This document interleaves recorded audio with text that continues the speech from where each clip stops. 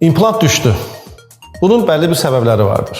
Həkim təcrübəsi, həkim praktikası, işləm sırasında düzgün diaqnoz, düzgün planlama, düzgün anamnez, düzgün protokollara riayət etmələr, işləmlərdən sonra həkim-pasiyent diyaloqunun düzgün olmağı, verilən bütün həkim tövsiyələrinə riayət etmək və vaxtı-vaxtında kontrola gəlməkdir. Əlbəttə olmaz. İmplantın yerləşdirilmək üçün bəlli bir sümüyə ehtiyacımız vardır. Bu sümük qreftləri dediyimiz qreftləmə işləmləri ilə lazım olacaq qədər sümük yerləşdirib cərrahi üsulla bir müddət gözlədikdən sonra implant yerləşdirə bilərik. Bəzi hallarda üst çənələrdə bunlar ümumiyyətlə mümkün olmur. Bu hallarda zigoma implantı adlandırdığımız almacıq sümüyünə implantlar yerləşdiririk.